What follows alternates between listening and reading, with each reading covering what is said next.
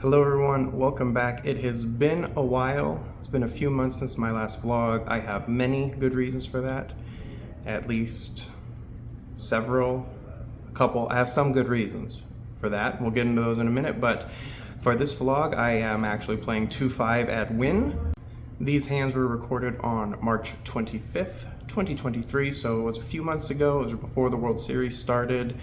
And this is a $1,500 buy-in game, and I talk about it in a little bit, but when I'm playing a bigger game, or even though it's still 2-5, it's a bigger stake game, sometimes I'll buy in a little bit shorter stack, try to get a feel for the game before I do a max buy-in, and I do that here to start, and you'll see that when we get into the video. But first, the reasons why it's been a while since I've had a vlog out. First, I've been super swamped busy with work for several months now. I'm still pretty busy, but not as busy as I was, so I have a little bit of time that I can put to making these vlogs again, so getting this one out to you guys. And also, I'm now able to record at Bellagio again, so the next one may be back at Bellagio, but you guys let me know whether you like the 2-5 vlog from Wynn, or if you like Bellagio. I'm also able to record at any of the MGM properties, so I could record at Aria or anywhere else. That's MGM. So let me know what you'd like to see, and I will try to make it happen, although I'm not a big fan of Aria, if I'm being honest. The second reason I haven't put out a vlog in a while is a much more sad one. If you remember my two bulldogs from vlog number 2, they actually both passed away just a few weeks ago, within 1 week of each other. I'm not going to talk about that too much because you probably didn't come here to see me sobbing uncontrollably, but maybe you did.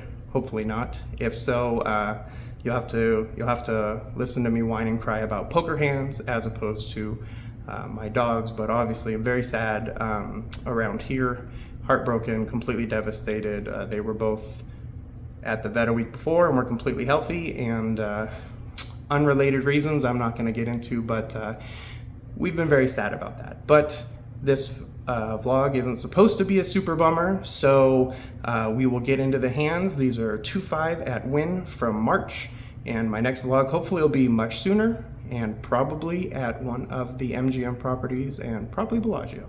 The table max at the 2-5 at Wynn is 1,500, so even though this is a 2-5 game, it's going to play, I think, somewhere between a 2-5 and a 5-10, at least from what I would expect at Bellagio. When I'm buying into a game like this, or moving up in stakes, or what I consider in this game is basically moving up in stakes, I like to buy in for less than the full amount to get my bearings and see how the game's going and what's going on. So I only buy in for 800 here with plans to add on. I definitely have more with me to add on, but I want to see the action and how it's going before I just buy in for a full 1,500. And it looks like the action's not too crazy in this particular 2-5, and the stacks aren't too big, so I stick with my 800 for a little bit here. Not too far into the session, I have 8-9 offsuit in the small blind. The low jack limps, everybody else folds, so I complete for $3, and the big blind checks. So we're 3 ways to a flop, which is 9 of diamonds, 5 of hearts, 3 of diamonds. That seems pretty good. I probably have the best hand there. I check, and so does the big blind, and the low jack bets 30, and I call, and the big blind folds. The turn is the 8 of hearts. That's a pretty good one. I check again, and he goes all in for what is really only $55. He was very short stacked at the start of the hand, so I of course call because I have top 2 pair and it's only $55. The river is the 10 of hearts, which isn't great, but not the worst, I suppose. And he shows pocket jacks, and I win. He was short stacked, so he may have just been wanting someone to raise pre-flop so he could jam it on a 3-bet pre-flop. That's kind of the risk of playing decent-sized pocket pairs this way, is if you don't get the back raise, a lot of people can catch you with pretty medium or not great hands like 8-9 offsuit for $3, or even the big blind could have had something like that, and then you lose the rest of your stack. While not a huge stack, still, you put yourself in a bad position. About 20 minutes later, I'm in the big blind with ace-king offsuit. the +1 limps, the cutoff limps, the button limps, the small blind limps, and I decide that I better raise it up to 40 is what I choose. I feel like that's a pretty good size raise when everyone's just limping. The button calls and everybody else folds. The flop is Jack of Diamonds, 9 of Clubs, 3 of Spades. That's definitely not the best flop, but I continuation bet for 55 and he calls. There are some straight draws out there, some gut shot straight draws, or 10 queen obviously is open-ended, but there's not a whole lot of other draws, so I'm not entirely sure what he's running here. There's no flush draws or anything like that, but I have noticed in 2-5 way more than 1-3, and especially if you get toward the more actiony 2-5 games, people will call c-bets on the flop with very little, thinking that you might just be c-betting a missed ace-king or something like I'm doing here, and then they can take it away from you on the turn, or they might think they have the best hand with middle pair, like a pair of nines, like 9-10 or something like that. So I've found that a lot of times if you bet the flop on a c-bet and get called, it'll still work to get through on the turn if you continue betting, but not always. The turn here is the 8 of Spades, so that does complete 10 queen for a straight, but that's pretty much it. It's still not a great looking board for me. I've missed everything, of course. I'm first to act. Sometimes I'll check here, but that's basically giving up, because if I check, I have to fold to a bet. So I decide to bet again here, and I take another stab at it. I bet 125, and this time he folds. So I'm not really sure what he had here. The 8 seems like it had to have been way better for him than me. Maybe he was just calling, hoping to get a check on the turn and be able to bet me off something like ace-king, and when I bet again, he just figured he better go away. I'm not entirely sure.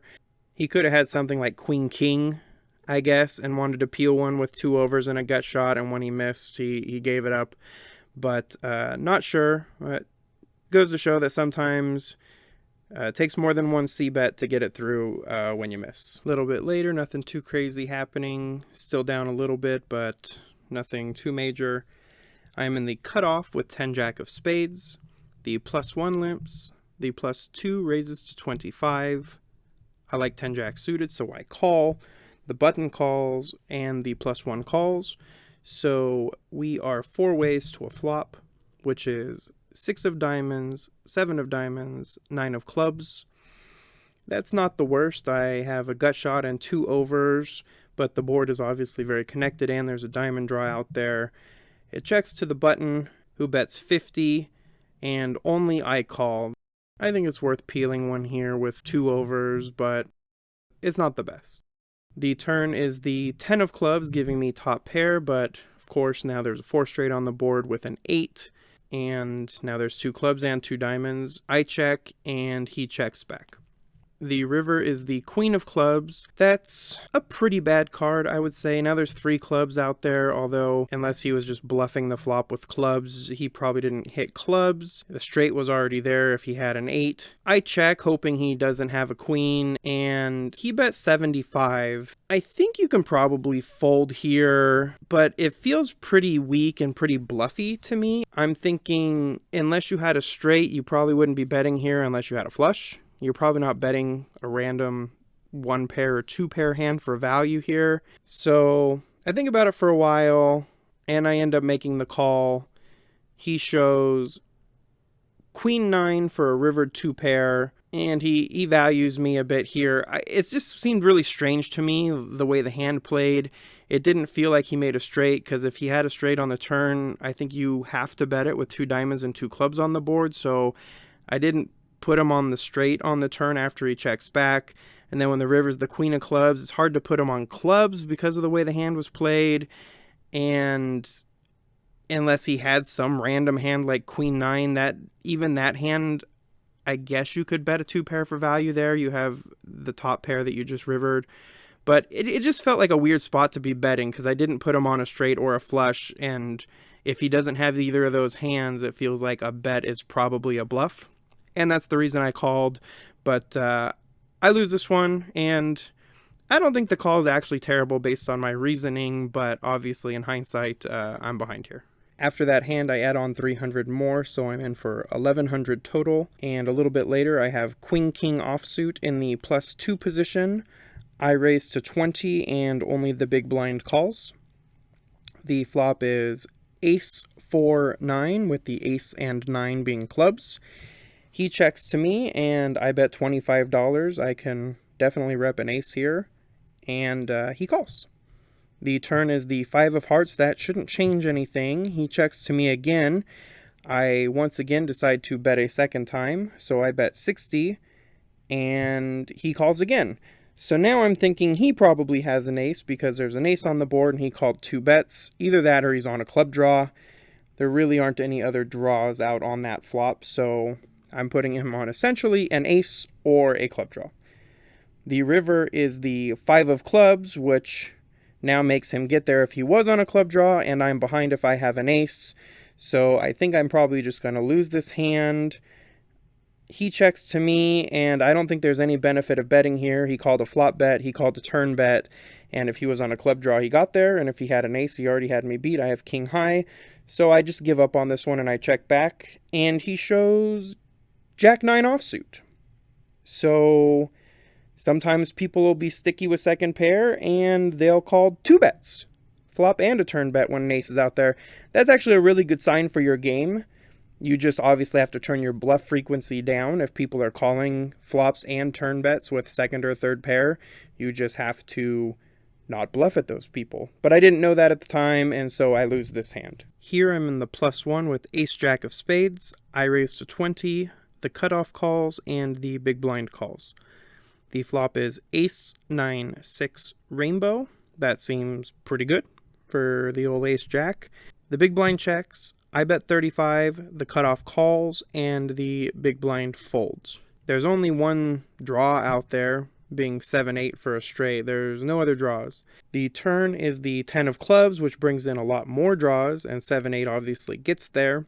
I bet 75, and the cutoff raises me to 175. To be honest, I feel like I'm behind here. I'm not sure what I'm really ahead of that can raise here other than something like Jack Queen of clubs, which I'm obviously not even that far ahead of, or something like Jack King of clubs that has a gut shot and a flush draw. But this particular player, I don't feel like he's probably raising with those hands right now. It's always possible, but I really just feel like I'm behind, but I'm trying to figure out how I can fold ace jack on this board to a single raise from 75 to 175. Even though I think I'm probably behind, I don't really want to be exploitable either. If you're always folding top pair with a good kicker to a raise, you're going to be pretty easy to beat in poker, especially if you're putting vlogs out. I'm not really sure what to do because I feel like I'm behind, but at the same time, it feels like it's a pretty weak fold. So I call here, but to be honest, I really think I should have folded. It just doesn't feel like I can be ahead here, especially against this particular player. Some people will be pretty aggressive and you just have to call with your top pair, but this particular player, he was playing pretty tight knit up, so I think it's probably a bad call.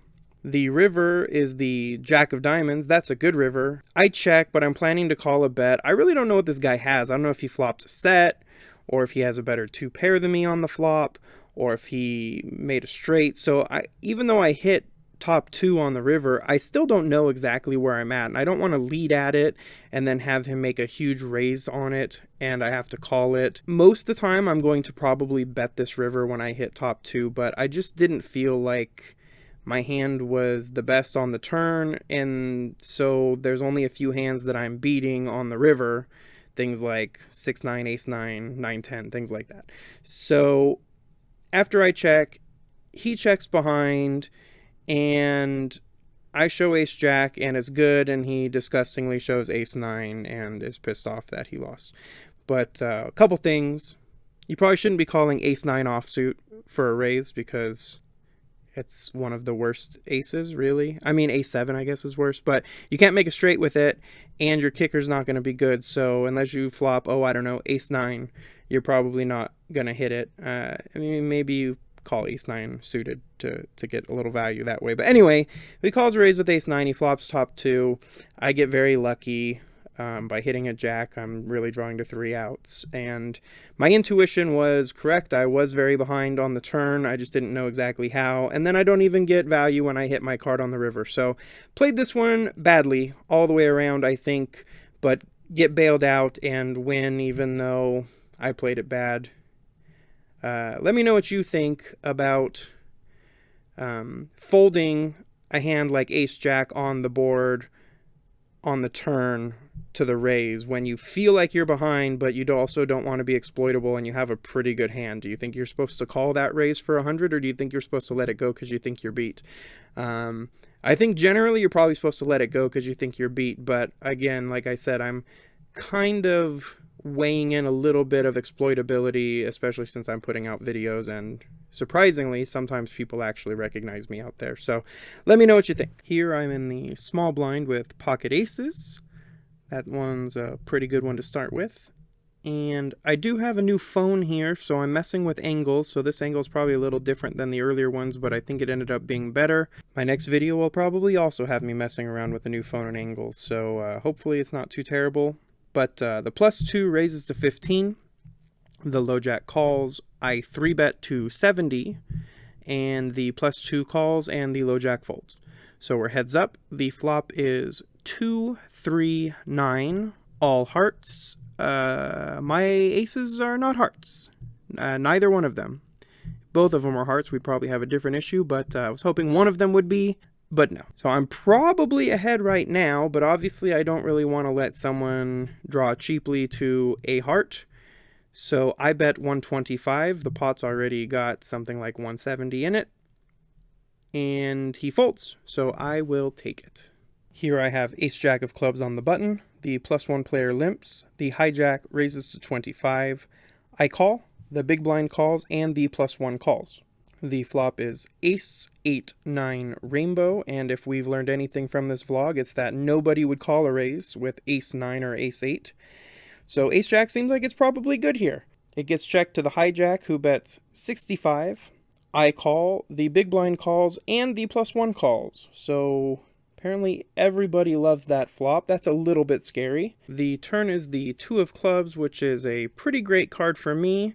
It shouldn't help anybody else, and I pick up the nut flush draw to go along with my top pair with good kicker. It gets checked to the hijack, who bets 150. I think here I could call or raise. I have top pair with a pretty good kicker and also a nut flush draw, so I think raising here is probably pretty okay most of the time, and if it's heads up, I think it's probably a better raise. But here I do have 2 people behind me yet to act. If I raise here and then someone raises behind me, I put myself in a really tough spot where I probably can't fold because I have the nut flush draw to go along with one pair, but if there was a raise behind me, I'd probably be behind and I'd probably need to hit a flush.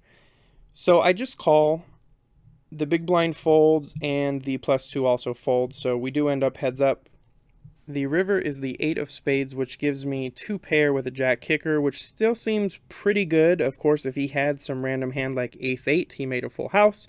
If he had 8, 9, he made a full house. If he had ace 9, yeah, I lose to that also. I still feel like ace jack should be good here most of the time. He bets 275. That is a real bet. There's money in the pot for sure because we put in 300 on the turn alone, but 275 is not a joke bet. I still think I'm probably ahead. I don't think he has an 8. He could be betting a better ace than me. He could have something like 9s full here, but he river tanks before betting it, and I think he's really thinking about it. I really think he's weaker and he's trying to think about whether he wants to make a bluff.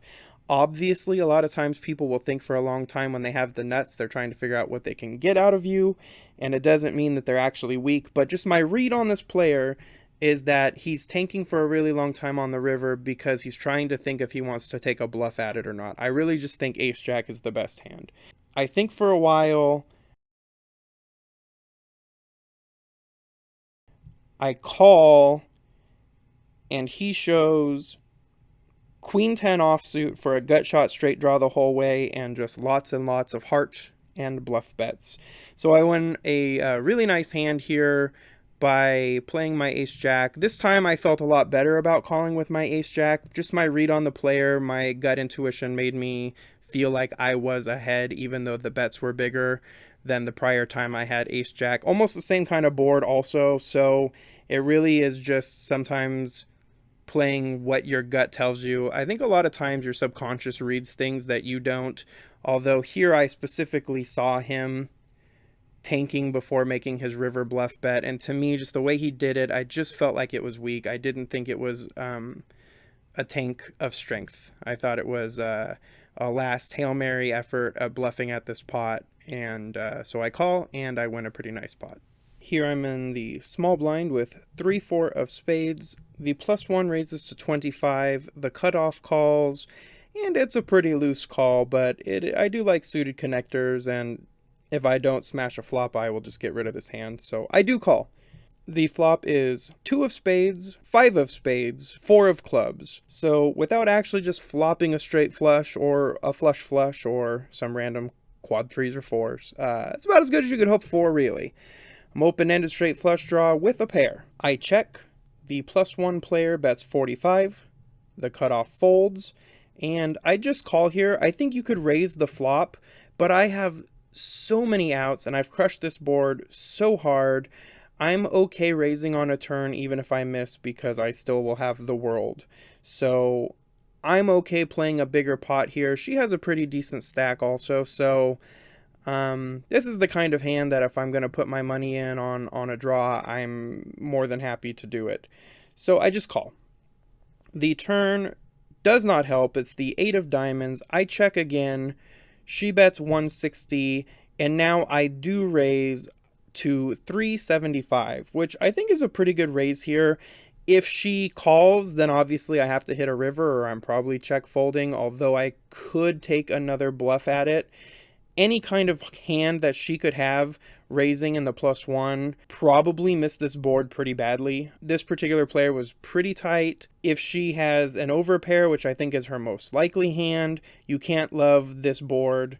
If she's got any kind of overs that just miss the board, that's even worse, obviously, than an overpair. She's not going to have pocket 2s, 5s, 4s, or 8s very often here, and even against those, I have quite a few outs. So I think raising to 375 is good here.